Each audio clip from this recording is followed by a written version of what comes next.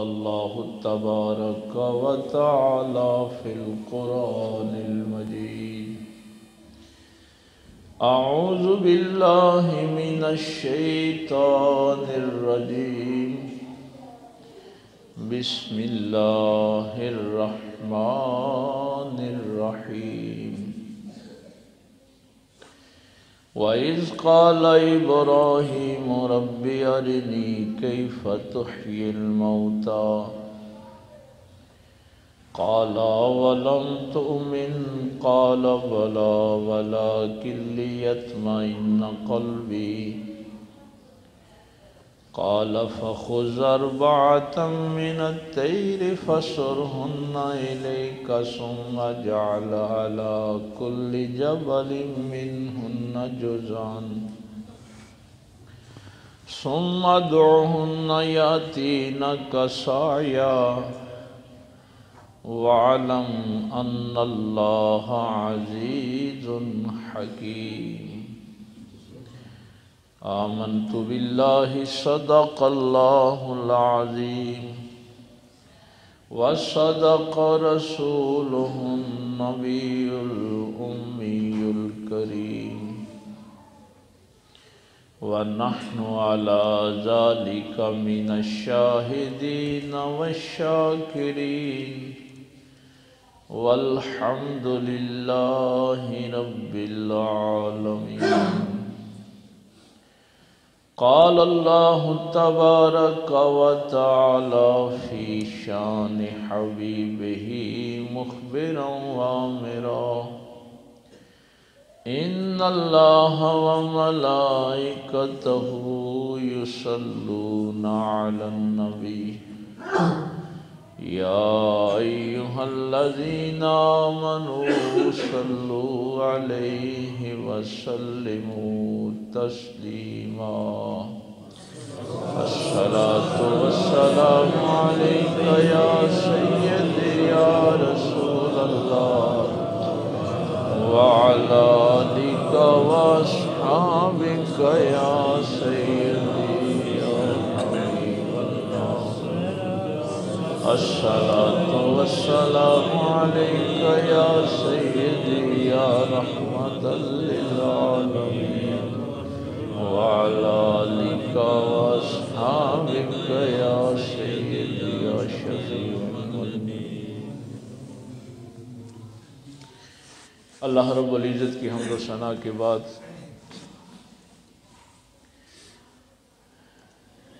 کہ جو اپنی ذات کے اعتبار سے بھی یکتا ہے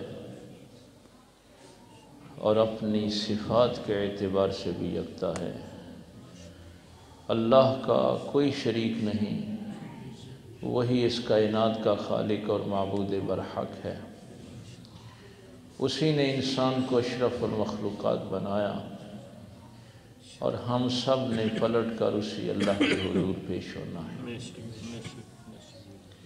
بے حد و بے انتہا درود السلام امام الانبیاء حبیب کبریاء شفیع المذنبین رحمت للعالمین تاجدار سلطنت دنیا و دین آمنہ کے لال باعث تخلیق کائنات احمد مجتبیٰ محمد مصطفیٰ صلی اللہ علیہ وآلہ وسلم کی ذات اقدس پر کہ جن کے صدقے اللہ نے ہمیں ایمان کی دولت سے مالا مال فرمایا۔ نہایت ہی واجب الاحترام معزز سامعین، بزرگوں، دوستوں، عزیز بھائیوں، ہماری گفتگو صدقات و خیرات کے حوالے سے ماشاءاللہ تفصیلاً چل رہی ہے، اور اس کے جتنے بھی اسرار و رموز تھے میرے علم کے مطابق وہ میں نے آپ تک پہنچائے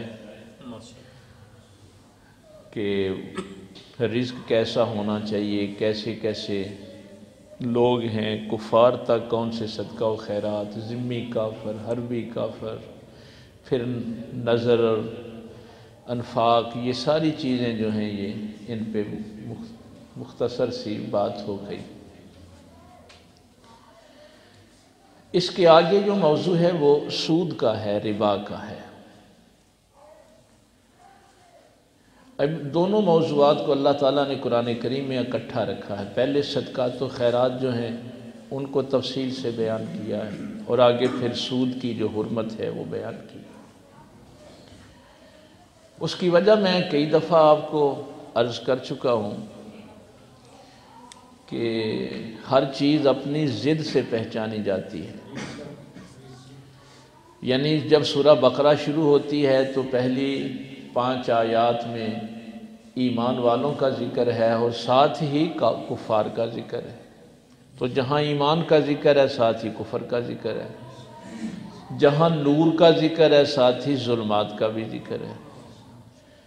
چونکہ جب تک آپ ضد کو نہیں پہچانیں گے آپ اصل حقیقت کو پہچان نہیں سکتے۔ تو یہ چونکہ اصول ہے اس لیے پہلے صدقات و خیرات کو تفصیل سے بیان کیا اور اس کے بعد پھر سود کی حرمت پہ بات کی۔ اس میں جو بنیادی بات تھی اس دور میں بھی جب میرے پاک پیغمبر صلی اللہ علیہ وسلم ان آیات کو تلاوت فرماتے تھے تو انسانوں کی سمجھ میں یہ بات نہیں آتی تھی، اور یہ سوال اکثر ہوتا تھا کہ وہاں چونکہ سودی نظام تھا، آخری حج کا جو خطبہ ہے اس میں تفصیل سے میرے پاک پیغمبر صلی اللہ علیہ وسلم نے گفتگو فرمائی کہ لوگ کسی مجبور کو اگر پیسے دیتے تھے تو اس پہ پھر اضافی رقم اس سے وصول کرتے، اور جب وہ قرض کی مدت پوری ہوتی تو اصل کی جو رقم ہوتی اس کا پھر تقاضا کرتے۔ اگر وہ نہ دے پاتا تو پھر وقت میں اگر زیادتی ہوتی تو پھر وہ سود میں بھی اور اضافہ کر دیتے۔ تو یہ نظام تھا وہاں پہ۔ اب اس کے مقابلے میں نبی پاک صلی اللہ علیہ وسلم جو نظام پیش کر رہے ہیں اس میں یہ ہے کہ مظلوم کی مدد کرنی ہے، ضرورت مند کی مدد کرنی ہے، خدا ترسی سے کام لینا ہے۔ اب یہ جو کام تھا صدقات و خیرات والا، اس میں بنیادی چیز یہ تھی کہ اس میں ظاہراً انسان کی دولت میں کمی واقع ہوتی تھی۔ سود جو تھا اس میں ظاہری طور پہ اگر کسی نے 100 دینار دیا ہے تو اس کے 110 لیے ہیں، ظاہراً اس میں بڑھوتری ہوتی۔ تو وہ سمجھتے تھے کہ سود میں انسان کا نفع ہے اور صدقات و خیرات میں تو مال کم ہوتا ہے، اور اللہ فرماتا ہے یمحق اللہ الربا ویربی الصدقات، اللہ سود کو تو گھٹاتا رہتا ہے اور صدقات و خیرات کو بڑھاتا رہتا ہے۔ اب یہ تھا وہ بنیادی نقطہ کہ جو انسانی عقل سمجھتی تھی کہ اس میں کمی آ رہی ہے، اللہ تعالیٰ اس کے الٹ بات جو تھی وہ لوگوں کو بتا رہا تھا۔ اب یہ ہے وہ نقطہ جس کو ہم ایمان کہتے ہیں۔ اصل میں جہاں میں آپ کو لے کے آنا چاہتا تھا کہ کسی ضرورت مند کو دیکھ کے کون اپنا مال کم کرے گا؟ جس کو ایمان کی دولت نصیب، ورنہ ظاہراً تو عقل یہی کہتی ہے کہ تیرا مال کم ہو رہا ہے، نہ خرچ کر۔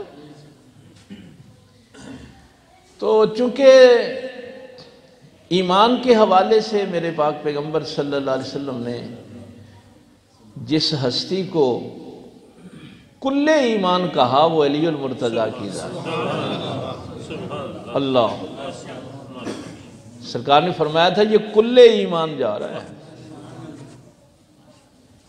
یہ غزوہ خندق کے موقع پہ جب حضرت علی مقابلے کے لیے گئے تھے تو ادھر سے بھی جو آیا تھا اس کو کل کفر کہا تھا، ادھر سے جو گیا ہے وہ کل ایمان گیا۔ تو چونکہ 13 رجب کو وہ پروگرام تھے اس حوالے سے تو اس ہستی کا ذکر بھی ظاہر ہے جس کو پیغمبر کل ایمان کہیں۔ دوسری چیز ایک اور بھی میرے ذہن میں آتی رہتی ہے، یقین جانیے میں اکثر سوچتا ہوں اس پہ کہ اس امت کو اپنے مقام کا علم ہی نہیں ہے۔ اس امت کو پتہ ہی نہیں ہے کہ ہماری نسبت کے ساقہ و مولا سرکار مدینہ صلی اللہ علیہ وسلم۔ اگر اس بات کا پتہ چل جائے نا تو یقین جانیے یہ شیطانی جو راستے ہیں ان کو ہم ویسے ہی چھوڑ دیں۔ ہم اپنے نفس کو اللہ کی اطاعت کی طرف بلائیں تو ہمارا نفس باغی نہ بنے، وہ اطاعت کے لیے راضی ہو جائے۔ لیکن چونکہ ہم وہ ظاہری نفع نقصان، یہ جو مشرکین مکہ کے ذہن میں ہوتا تھا وہی ہمارے ذہن میں ہوتا ہے کہ اللہ کی راہ میں خرچ کیا تو ختم ہو جائے گا۔ تو میں یہ آیت حضرت ابراہیم علیہ السلام کے حوالے سے پڑھ رہا تھا، تو میں نے کہا کہ چلو اس کا تذکرہ میں آتا ہوں بعد میں، کہ میرے مولا علی سرکار فرماتے ہیں، میں ایمان پہلے بھی آپ کو کئی دفعہ کہا ہے کہ سورہ بقرہ کے آغاز میں فرما دیا کہ الذین یؤمنون بالغیب، ایمان خبر پہ ہوتا ہے۔ اتنی سی ڈیفینیشن ذہن میں رکھیں، ایمان کا تعلق خبر کے ساتھ ہے، یعنی خبر کو آپ سچا مانتے ہیں تو اس کو ایمان کہتے ہیں۔ اب خبر ہے، مشاہدہ نہیں ہے، دیکھا ہوا نہیں ہے، خبر ہے، تو آپ نے اس پہ یقین کر لیا۔ کیوں؟ کہ خبر دینے والا سچا ہے۔ ایمان کا تعلق خبر سے بھی ہے اور خبر دینے والے پر بھی ہے۔ جس نے خبر دی ہے اگر اسی پہ اعتماد نہ ہو تو ایمان تو ہو ہی نہیں سکتا۔ اب اگر خبر دینے والے پہ اعتماد ہے تو پھر یہ نفس سرکش ہو ہی نہیں سکتا۔ ویسے فلسفے والے کہتے ہیں کہ ایمان کا تعلق چونکہ خبر سے ہوتا ہے تو جب تک خبر رہے نا اس وقت تک ذہن منتشر رہتا ہے، جب انسان مشاہدہ کر لے تو پھر اطمینان نصیب ہوتا ہے۔ لیکن پہلی امتوں میں یہ تھا، اس امت میں نہیں ہے۔ یہاں خبر ہی اطمینان دے دیتی ہے، یہاں خبر سے ہی انسان مطمئن ہو جاتا ہے۔ یہ پہلے انبیاء کا ذکر قرآن کریم نے کیا ہے اس حوالے سے۔ تو جملہ اصل میں میری نظر سے جب یہ گزرا کہ سرکار مولا علی کرم اللہ وجہ الکریم کا، اور لکھا بھی مفتی شفیع صاحب نے جو دیوبندیوں کے بہت بڑے مفتی ہیں، ان کی تفسیر معارف القرآن میں، کہ جب مولا علی سرکار فرماتے ہیں کہ اگر میری آنکھوں کے سامنے سے غیب کے سارے پردے بھی ہٹ جائیں تو میرے یقین اور اطمینان میں کوئی اضافہ نہیں ہوگا۔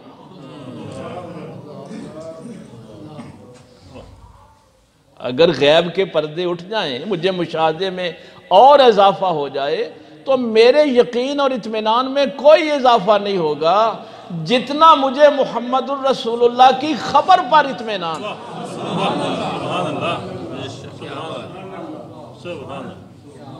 جو اطمینان مجھے خبر محمد پر ہے نا، اگر غیب کے سارے پردے بھی اٹھ جائیں تو میرے اطمینان میں کوئی اضافہ نہیں۔ یہ فرق ہے اس امت کا اور پہلی امتوں کا۔ تو آیت میں چونکہ دیکھ رہا تھا وَإِذْ قَالَ إِبْرَاهِيمُ رَبِّ أَرِنِي كَيْفَ تُحْيِي الْمَوْتَى، اور کیا آغاز ہے اس آیت کا۔ اللہ تعالیٰ نے کس محبت سے اس کا آغاز کیا، فرمایا میرے محبوب یاد کرو اس واقعہ کو جب ابراہیم نے اپنے رب سے کہا رب ارنی، مولا مجھے دکھا، میرے رب مجھے دکھا، کیف تحیی الموتى، تو مردوں کو کیسے زندہ کرے گا۔ اللہ فرما رہا ہے کہ اے میرے محبوب اس واقعہ کو یاد کرو جب ابراہیم نے مجھ سے کہا اے میرے رب مجھے دکھا تو مردوں کو کیسے زندہ کرے گا۔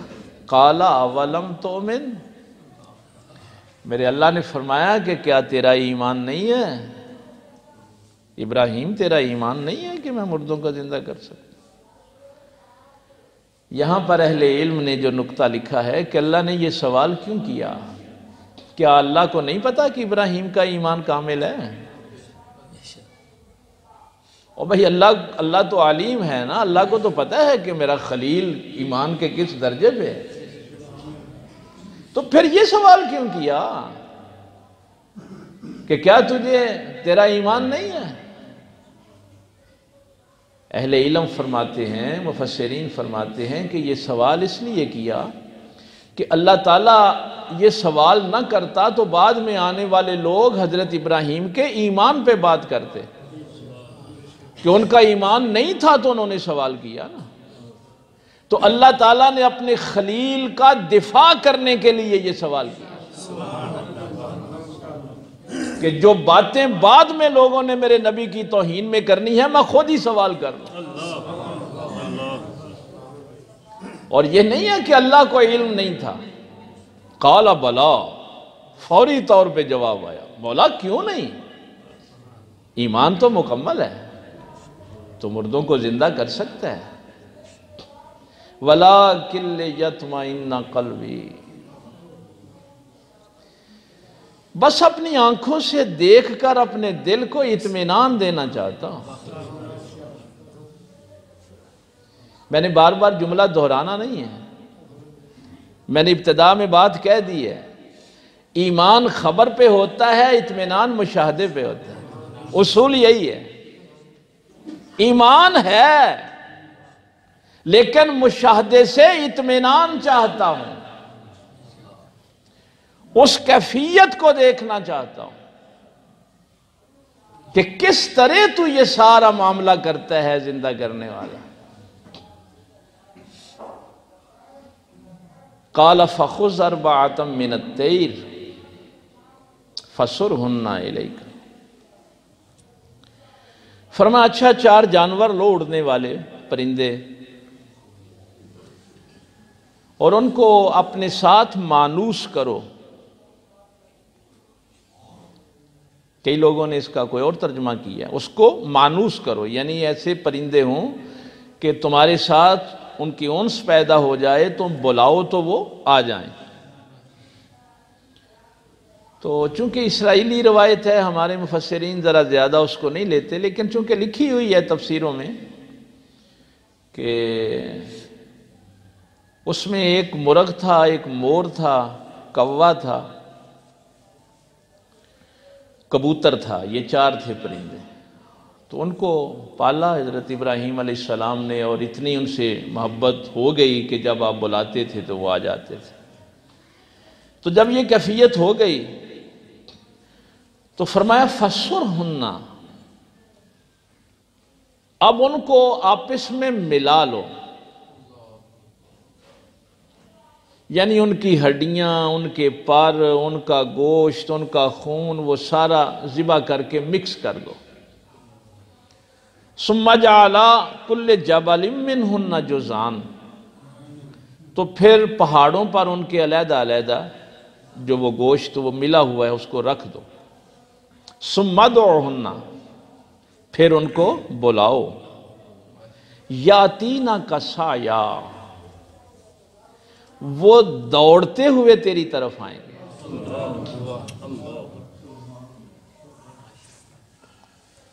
اپنی اپنی وہ گردن کے ساتھ، وہ کیوں ان کو جس کو بلاؤ گے نا فلاں مرغ آ جا، تو تمہیں پتا ہو کہ یہ وہی مرغ ہے جو اللہ نے کوئی نیا تخلیق کر کے نہیں تیری طرف بھیجا۔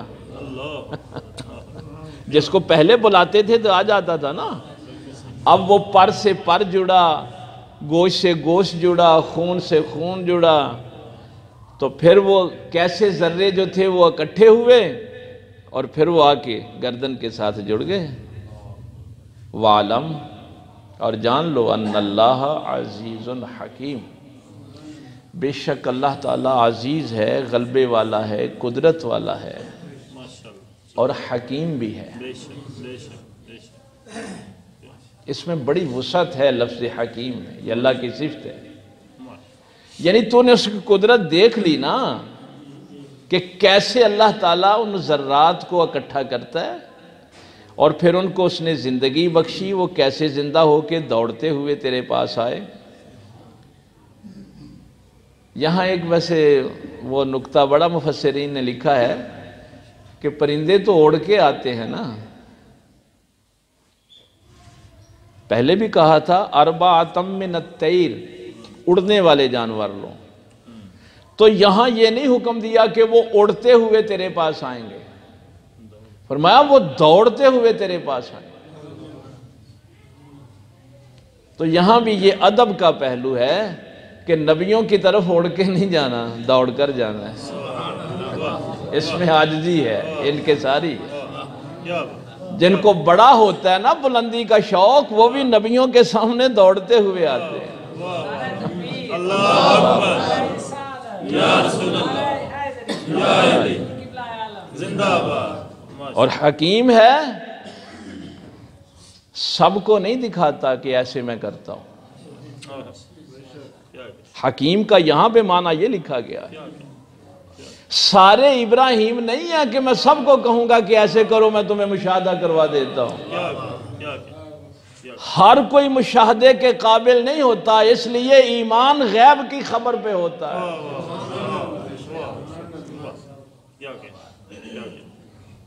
مشاہدے کے قابل سارے نہیں ہوتے۔ ہر کوئی یہ نہ کہے کہ میں بھی ابراہیم ہوں، مولا کریم مجھے بھی دکھا کے تو مردوں کو کیسے زندہ کرے گا۔ نہیں، مشاہدے کے لیے صرف چند لوگ ہوتے ہیں جن کو مشاہدہ کروایا جاتا ہے، جن کو دکھایا جاتا ہے، جن کو اطمینان نصیب ہوتا ہے۔ میں اس کی اگر سادہ سا مثال آپ اپنے ماحول سے لیں، مثلا آپ کسی بندے کو جا کے کہیں کہ آؤ ادھر بھائی جمعہ پڑھیں، درس قرآن سنیں گے، قرآن کا درس ہوتا ہے وہاں پہ اور بہت کچھ حاصل ہوتا ہے، تو یہ خبر ہے۔ لیکن جو بندہ آ کے یہاں درس سنے گا اس کا مشاہدہ ہو جائے گا۔ تو یہ میرے پاک پیغمبر صلی اللہ علیہ وسلم نے فرمایا تھا کہ خبر کبھی بھی مشاہدے کے برابر نہیں ہوتی۔ خبر جو ہوتی ہے وہ مشاہدے کے برابر نہیں ہوتی۔ جنہوں نے دیکھا ہوتا ہے ان کا مقام اور ہوتا ہے، جو سننے والے ہوتے ہیں ان کا مقام اور ہوتا ہے۔ ایمان جو ہوتا ہے اس خبر پہ جس نے مشاہدہ کیا ہوا ہوتا ہے۔ اس لیے یہ نہ کہا کریں نبی ہماری طرح کے ہوتے ہیں۔ وہ جو میں آپ کو بار بار اس آیت کی طرف لے کے جاتا ہوں نا، اہدنا الصراط المستقیم صراط الذین انعمت علیہم، کیوں؟ آج بھی تو ان لوگوں کو تلاش کر جن پہ اعتبار کر سکے۔ اللہ یہ بھی کہہ سکتا تھا صراط القرآن، صراط الحدیث۔ اللہ فرماتا ہے صراط الذین انعمت علیہم، چونکہ خبر یقین کے قابل ہوتی اس وقت ہے جب خبر دینے والا قابل یقین ہو۔ جھوٹے کی خبر پہ کون یقین کرے گا؟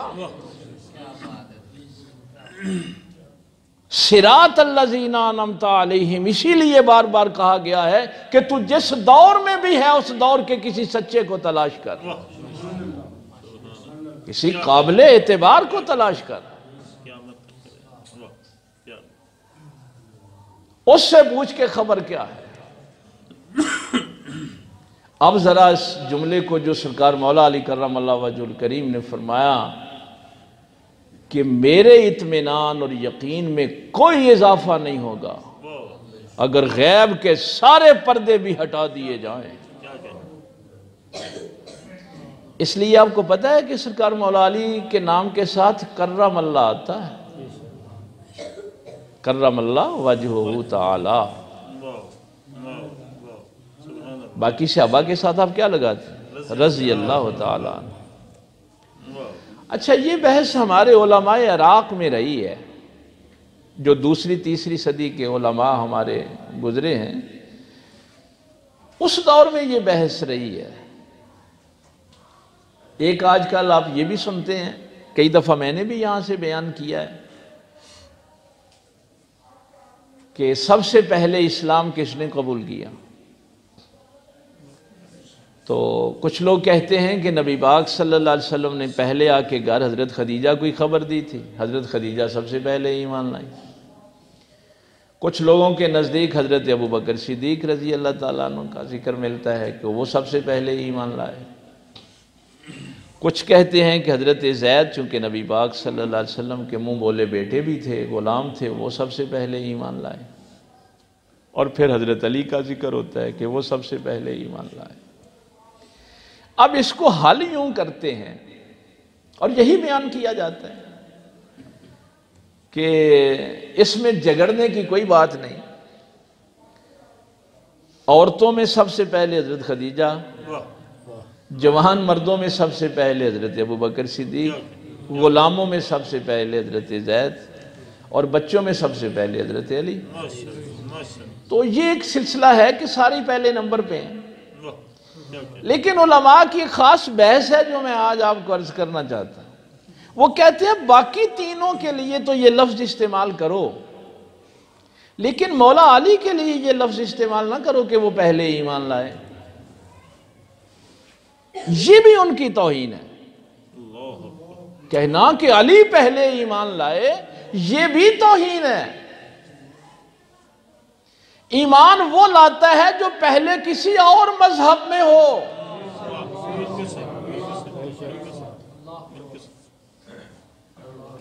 جو پہلے کسی اور مذہب میں ہو، اس نے اس مذہب کو چھوڑا اور اسلام کو قبول کیا۔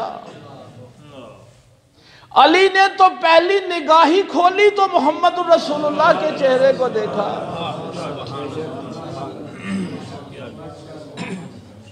وہ تو پہلے کسی اور مذہب میں تھے ہی نہیں۔ اس لیے ان کے لیے یہ لفظ نہ استعمال کیا کرو کہ بچوں میں سب سے پہلے وہ ایمان لائے۔ اس لیے ان کے نام کے ساتھ آئے گا کرم اللہ وجہہ تعالی۔ پوچھا تھا نا میرے پاک پیغمبر صلی اللہ علیہ وسلم نے، پوچھا تھا ابو طالب چچا جان سے، انہوں نے کہا بیٹا تو اللہ نے دیا ہے لیکن آنکھیں نہیں کھولتا ہے۔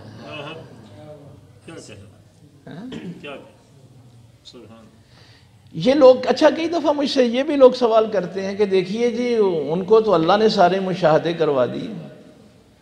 بھائی ان کو اسی لیے کروائے نا تاکہ ہم نے ان کی وجہ سے ایمان لانا تھا۔ آج دنیا کا ہر ولی کہاں جھکتا ہے؟ علی کے دروازے پہ ہی جھکتا ہے۔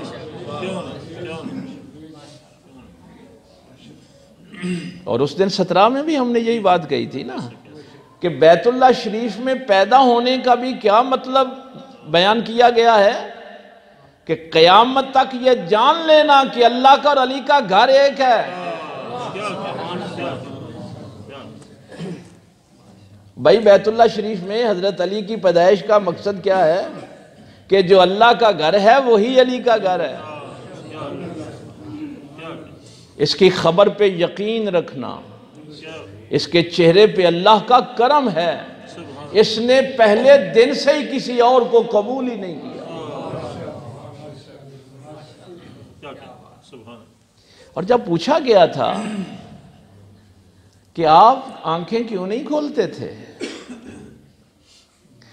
اچھا یہاں پہ یہ روایت آپ سنتے رہتے ہیں، لیکن میں جس خاص نقطے کی طرف غور کرتا ہوں، کسی کتاب میں ویسے مجھے نہیں ابھی تک لکھا یہ ملا، یہ اللہ تعالیٰ میرے ذہن پہ القاء کر دیتا ہے جب بھی کبھی میں یہ سوچتا ہوں۔ کبھی میں نے غور نہیں کیا کہ کتابوں میں اس کے متعلق کیا لکھا ہوا ہے، اور مجھے ملا بھی نہیں ابھی، شاید کسی کتاب میں لکھا بھی ہو، میں نے کون سی ساری کتابیں پڑھ لی۔ آپ باہر چلے جائیں، کہیں کہ سننا فون تو باہر چلے جاؤ نا، آپ محفل باہر چلے جاؤ جیسے۔ اب دیکھیے یہ بڑی عجیب بات ہے کہ بچہ ہے معصوم 2-3 دن کا، اس کو کس نے بتایا کہ یہ ہاتھ جن ہاتھوں نے تجھے اٹھایا ہوا ہے یہ ابو طالب کے ہاتھ ہیں، یہ تیری ماں فاطمہ بنت اسد کے ہاتھ ہیں، یہ تیرے بھائی عقیل کے ہاتھ ہیں، اور جب محمد رسول اللہ اٹھائیں تو اس کو پتا ہو کہ یہ محمد رسول اللہ کے ہاتھ ہے۔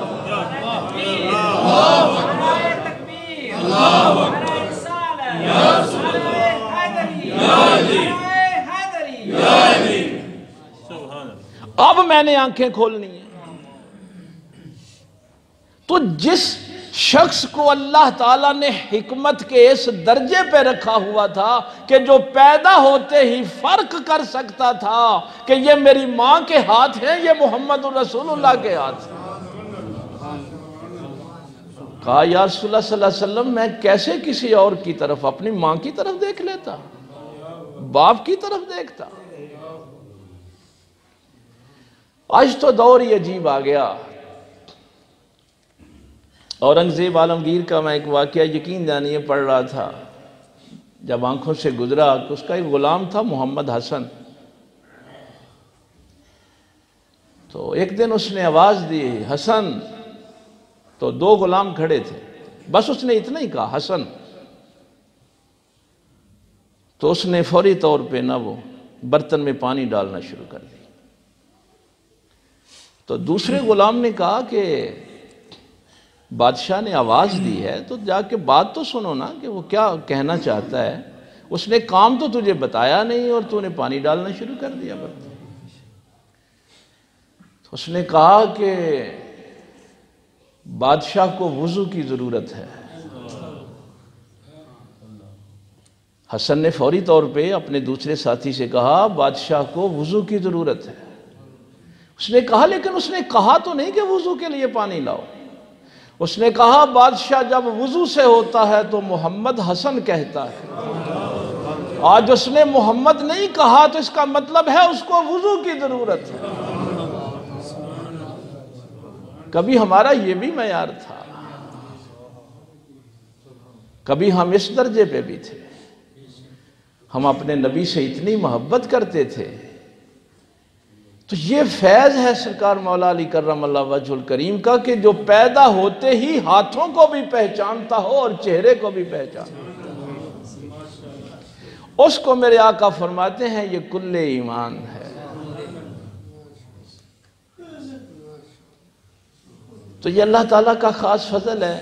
جو بات میں نے آپ سے عرض کرنی تھی کہ دیکھیے یہ کیسا جملہ ہے کہ اللہ کے خلیل کہہ رہے ہیں مولا مجھے مشاہدہ کروا تاکہ اس کیفیت کو میں دیکھوں کہ تو قیامت کے دن مردوں کو کیسے زندہ کرے گا۔ سَنُرِيهِمْ آیَاتِنَا فِي الْآفَاقِ وَفِي أَنفُسِهِمْ، یہ 25واں پارہ ہے۔ میرے اللہ نے فرمایا محبوب کریم صلی اللہ علیہ وسلم ہم آپ کو سَنُرِيهِمْ آیَاتِنَا فِي الْآفَاقِ، ہم آپ کو اپنی نشانیاں آفاق میں دکھائیں گے۔ وَفِي أَنفُسِهِمْ، اور تمہاری اپنی ذات کے اندر بھی وہ نشانیاں موجود ہیں۔ یہ ہے اس امت کا مقام۔ وہ جتنے ذرات، وقت تھوڑا ہے اس لیے میں نے اس کی اب تفصیل نہیں بیان کرنی، اشاروں میں بات کرنی، وہ جتنے ذرات، پر، گوشت، خون، چونچ، بدن، ہر چیز اکٹھی، ذرات اکٹھے ہوتے دیکھے نا، اور پھر وہ اس گردن کے ساتھ آ کے جڑ گئے۔ ہمارے پیغمبر نے ہر امتی کو یہ مشاہدہ کروایا۔ یہ ہے مقام اس امت کا۔ وفی انفسہم، تیری ذات میں کیا پوری دنیا سے ذرات اکٹھے ہو کے نہیں آتے تیری خوراک کے؟ یہ جو تو نے آج سیب کھایا ہے یہ کہاں لگا تھا؟ وہاں سے چل کے وہ تیرے بدن کا حصہ بنا۔ یہ جو تو نے دوائی آج کھائی ہے جو برطانیہ سے آئی ہے، جو جرمنی سے آئی ہے، یہاں بنتی نہیں ہے، کہاں سے چلی وہ جڑی بوٹی؟ کیا تیرے جسم کا آ کے حصہ نہیں بنی؟ جو تو نے دودھ پیا ہے کتنی جڑی بوٹیاں اس جانور نے کھائی تھیں؟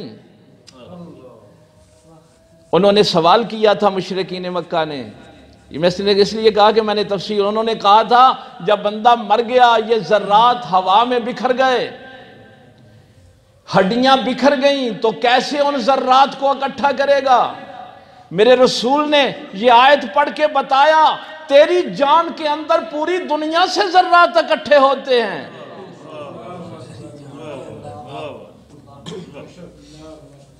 یہ جتنے تو پھل کھاتا ہے، جتنی خوراک کھاتا ہے، ایک گندم کے دانے پہ اگر 100 بندے کا نام لکھا ہے تو اس کے آٹے کے 100 کے ہی ذرات بنیں گے، اور جس جگہ اس ذرے نے پہنچنا ہے وہ پہنچے گا۔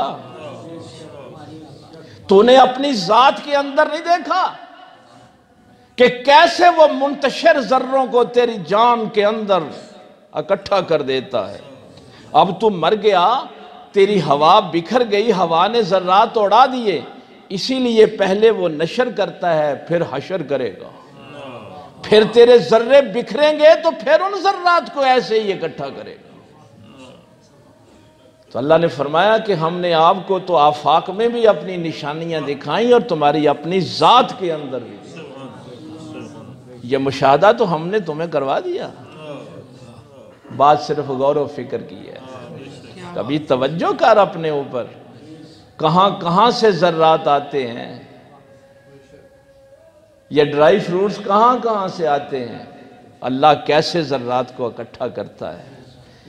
اور اس لیے مولا علی سرکار فرماتے ہیں کہ پہلے نبیوں کو تو یہ تھا، پہلی امتوں کو تو یہ تھا کہ مشاہدہ کروا، اطمینان مل جائے، لیکن میرے رسول نے پورا قرآن بھرا پڑا ہے، میرے پیغمبر نے ایک دفعہ بھی یہ سوال نہیں کیا، بلکہ اللہ نے جب مخاطب کیا، ابراہیم کہتے ہیں مولا ایمان تو ہے، اب اطمینان بھی دے، تو محمد الرسول اللہ کے لیے فرمایا یا ایتھا النفس المطمئنہ ارجعی الی ربک، یہ سورہ فجر کی آخری آیات ہے۔ جب میرے نبی کی باری آئی تو میرے اللہ نے فرمایا اے نفس مطمئنہ پلٹا اپنے رب کی طرف۔ یہ محمد الرسول اللہ ہے، وہ جملہ اس دن والا، یہ امام الانبیاء ہیں، نہ ان کے کوئی آگے کھڑا ہو سکتا ہے نہ ان کے برابر کھڑا ہو سکتا ہے۔ تو اللہ تعالیٰ بھائی ہمارا کل ایمان کے ساتھ بھی ایسے ہی رابطہ رکھے، اللہ تعالیٰ عمل کی توفیق دے۔ وآخر دعوانا الحمدللہ۔